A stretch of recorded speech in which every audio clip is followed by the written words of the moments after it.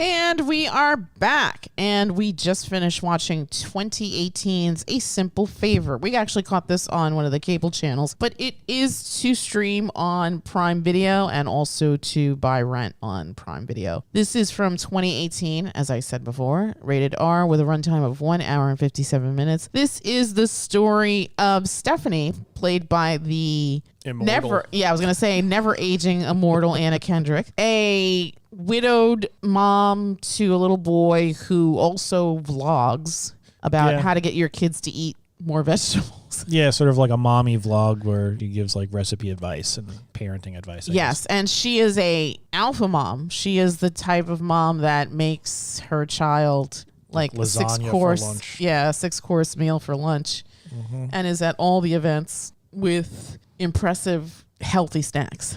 Yes, she signs up for all the categories, and she's like, "Oh, if somebody else wants to join in, they can. I'll just step aside." But nobody ever does. Yeah. Well, I think the other parents are just intimidated by her. Well, plus it's just easier. Yeah, it's like, sure. Oh, you want to do everything? Great, go for it. Have a blast. So in the story, Stephanie's son, Miles, makes friends with another little boy named Nikki. And it turns out that Nikki's mom is sort of this kind of unicorn character in the town. She's this beautiful, fierce person that comes in and out. Yeah, she's tall, she's thin, she's wearing like power suit, these like amazing suits where like at one point I was like, is she like a magician or something? You did say that. She and I don't mean like the dirty grunge Chris Angel type musician. I'm talking about like the guys who like you look at them from across the room and suddenly they're holding your wallet, like those fancy guys. Yeah. She had some crazy suits, pocket watch fobs and stuff like that. Yeah. And she is not only that, but she doesn't take shit from anybody. She doesn't suffer fools. She's intimidating. Yes. She is an intimidating woman. Yeah. More so than Stephanie.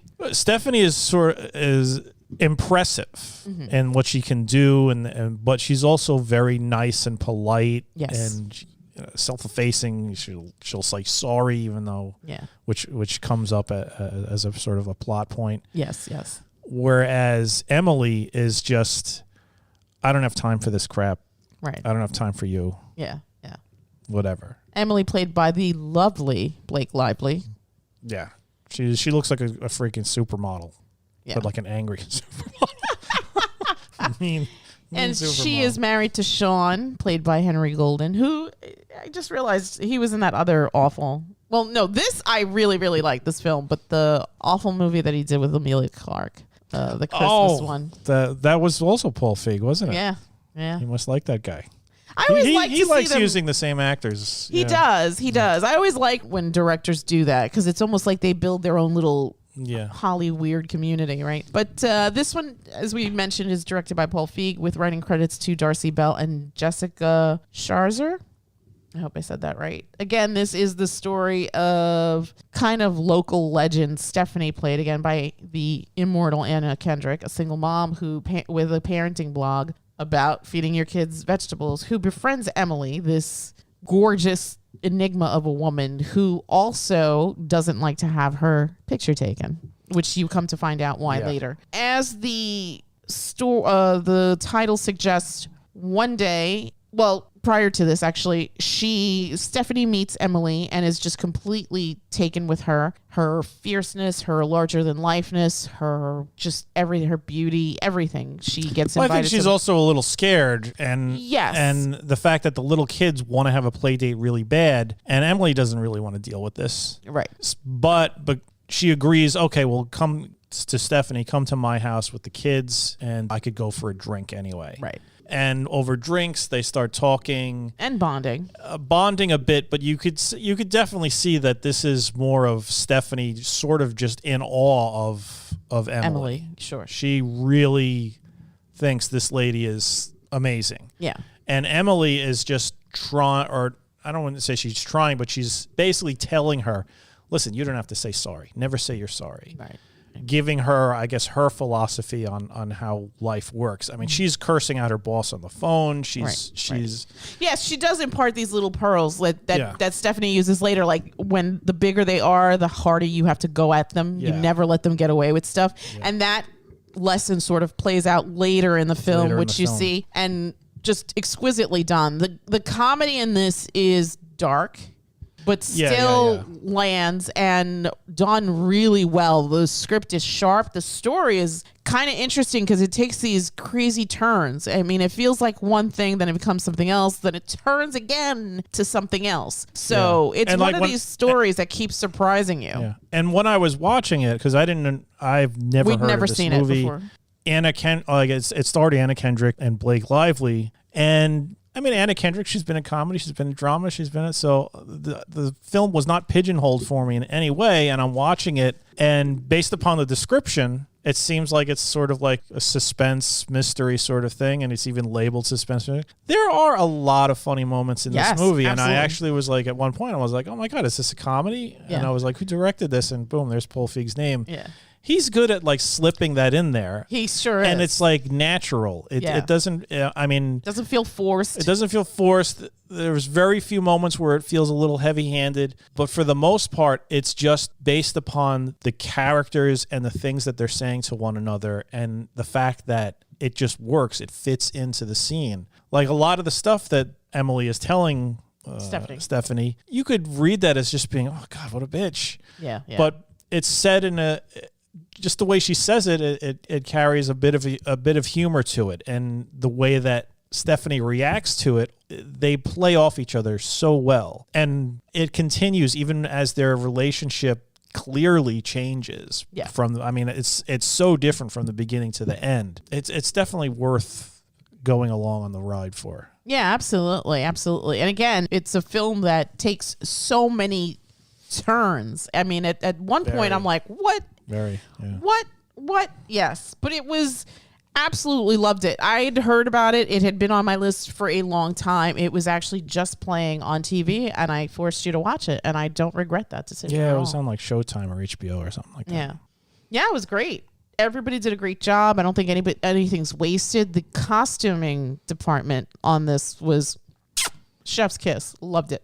Yeah, like I said, especially Blake Lively's character. She was dressed like she was doing a fashion show all the time. We're just amazing. One of them was just ridiculous. In the scene in the cemetery, she's basically just wearing a suit jacket. Oh yeah, without a shirt.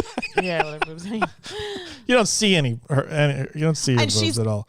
Does she have the cane? She's got a cane with like a skull on it. It was just, she is just really over the top. Yeah, I loved it. And again, this is not, I mean, you think of Blake Lively, I mean, she's done stuff, but I guess the thing that she's most attached to, I guess, is Gossip Girl, which is like a WB Pretty People show. Yeah, that was a long time ago. That was a long time ago. So it's nice to see her in something like hefty, and her role was deliciously wicked. Yeah, she played her part extremely well. She just that cold, fierce, like we were just talking about that other movie, Man-Eater. She was a man-eater, yeah. So and Golden was good, but you could see that he was not the guy that was in charge. No, not at all. No. Not at all. And sort of in the beginning, when they first introduce his character, you think, oh, it's this. They have this cute little back and forth. Mm-hmm.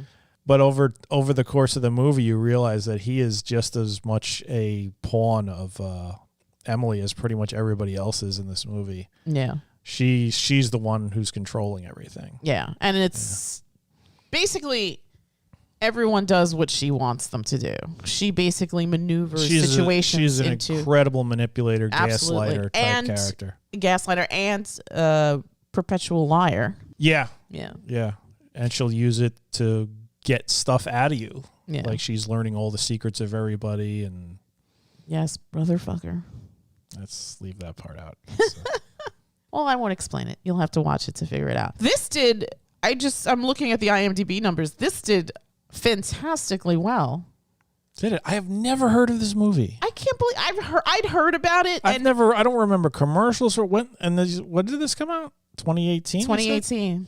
I don't remember this movie at all. I remember it, but I don't think that we were going to the cinema a lot yet because the kids were still little. Maybe, yeah. I doubt this is. Yeah, I think we were solely going for Marvel movies at that Marvel point. And Pixar. Yeah. So yeah, I think that this is something that I actually wanted to watch for a while now, and I'm so glad that we got it in. And again, don't regret it. This was really good. The budget on this sucker was $20 million. The opening weekend was only $16 million in the U.S. and Canada, but the gross worldwide on this is $97,644,617 from a $20 million investment. I'm sure most of that was just renting that house that she lived in. Yeah, I was going to say, I mean, I don't think that Anna Kendrick or Blake Lively or Henry Golden are commanding like crazy salaries. Yeah. I mean, you know who these actors are, but they're not the super high budget type, people. Type actors. Blake Lively might be married to one of them. Yeah. Well, I mean, I think he was salvaging his career around this point because did Deadpool come out? Because before that, he was sort of. It was just teetering. Sort of like, oh god, another romantic comedy with Ryan Reynolds. Yeah. That flops. But he's been smart. He invested in Hooch and. Yeah, that was and you could clearly see and football. Lots of bottles of aviation gin all over the place, all over this movie. Yes, absolutely. I mean, it wasn't as egregious as what was the other Marry movie? Me? Yes. Nobody was building a website on Wix.com. God, I still can't get over that. That was such a terrible movie. Yes, it wasn't egregious like in there, or even like Josie and the Pussycats, which is another movie that I originally wanted to pair Marry Me with, but then we decided to pivot there. What did you think of the story? Did you see any of that coming? Not really. I didn't know which way. It really kept me guessing. And there was a part, like when they show the body, I'm going to say whose body or whatever, but I was like, I mean, there was never anything that made me be like, oh yeah, this is going to happen. This is going to happen. And I enjoyed that. I like being taken along for the ride. And okay, yeah, this could make sense. This could make sense. And it did. And I liked how, investigations fit into certain characters' skill sets. You could sort of say. Mm-hmm. It made sense. It definitely made sense. There was one bit where I was just like, no, this is happening too fast. No. But I'll take it. Yeah. Yeah. I saw that. About. You made me laugh because you were like, no, don't do this. Not yet. Even the kid actors were great. I especially they were just like little kids being little kids. Yeah. But still, I mean, they're like what? Second, third graders maybe? Yeah, those kids were young. They were young, probably so like 6 or something. 7, 6. Yeah, like in that age, right? It's between 6 and 8. That's a lot to ask for kids, kind of. I mean, granted, for the most part, Miles is just being a kid in this, but the Nikki character has this one sequence. I won't give it away, but he has the sequence with Stephanie. That's lovely. That's really, really lovely. And then you see his character change with her because he doesn't like her at one point. Yeah. But then he goes back to appreciating her and like, where the hell have you been? Kind of thing. Mm-hmm. So that was really nice. And it's like, again, kids are like puppies. You got to corral them, right? So to have that kind of performance from a young actor is pretty impressive. And the dialogue in this was spot on, really well, sharply written. I mean, this movie could have been made 20 years ago and it still would land. I think the script is that strong. Yeah. I mean, maybe not I don't think like vlogs were a big thing 20 years ago. Sure, okay. You would have to change that aspect of it, but still. The technology of the time, but. Yeah. Yeah, no, it was good. I enjoyed this film quite a bit. Anything else you want to add about it? Not really, because this is sort of like I said, suspense mystery sort of thing. So I don't really want to give anything away. Mm-hmm. With comedic elements. With comedic elements. I mean, yeah, there is somebody does die. Yeah, but that's about it. Yeah. I mean that sets off the whole mystery. I love and appreciate that Paul Feig always always showcases really strong women in his projects. Definitely, he definitely likes leading women. Yeah. Yeah. Yeah. Which is such a refreshing change, because you sometimes think of male directors as not maybe being a little bit more misogynistic or whatever, but I think, not all of them. I don't know about that. It's just, he has a hand in also, I guess, the writing or the story, yeah? Or maybe he just picks scripts that focus on these things. Yeah, he's not listed as a writer here. No. But yeah, I mean, those are the scripts that he definitely veers towards, because I can't recall any films of his where I guess the lead was a guy or it was a male-driven story. Not really, no. No. This is actually based on a novel by Darcey Bell, and Jessica Sharzer is the screenplay writer. So again, telling women's stories written by women, promoting women's. Yeah, he's good at it. Yeah, he's really, really good. This is it was on my to watch list for a long, long time, and I'd missed it so many times, but it was playing. I forced you to sit down, and a good time was had by all. Yeah, I mean, we had no intention of even reviewing this. We were just we were just going to sit and watch it to watch it, because again, like I said, this has been on my watch list for a while, and but I definitely wanted to give it a shout out, and absolutely do yourself a favor. It is streaming on Prime Video, so you can absolutely watch it if you have a Prime Video subscription. It's also to buy rent on Prime. Absolutely check out 2018's A Simple Favor. What would you give it, 1 to 10? I'd give this an 8. I liked it a lot. I liked it a lot too. I'm going to give it an 8.5. I think it was really, really, really well done. And again, I've said this in the past, and I will stand by the statement. If you don't have a good script, you don't have a good movie. The story is so important. You can have 0 production values, but if you're not being compelled by the story, by the characters, you have nothing. Here, you have a compelling script. You have really good actors bringing this story to life. You have all this beautiful locations and wardrobe and whatnot. It really came together very, very well. And even the side characters, the mommy squad, the mom that gets visited later on in the story, even the police guy, like everything worked really, really well here. I'm tickled pink by this film. I really, really enjoyed it. Mm-hmm. It's not really a dedication, but I would like to highlight something. This has nothing to do with the review, but we're going to post this on March 15th. March 15th is the Covenant House Sleep Out. And if you know anything about Covenant House, you know that they provide essential services to young people who find themselves in very dire situations. And it's a magnificent organization. I've known about it since I was a young person. But by the grace of God, I never needed their services, but I knew people that did use the services and thrived because there was that helping hand. So I'm going to be participating in the Sleep Out on the 15th, and I'm going to attach the link for donations. I'm part of the MS Sleepers group, and if you can contribute and donate, it's so appreciated. This is an organization that does phenomenal work and really helps young people in really terrible situations and gives them that helping hand and that support that they need to thrive and continue. If you can donate, that would be great.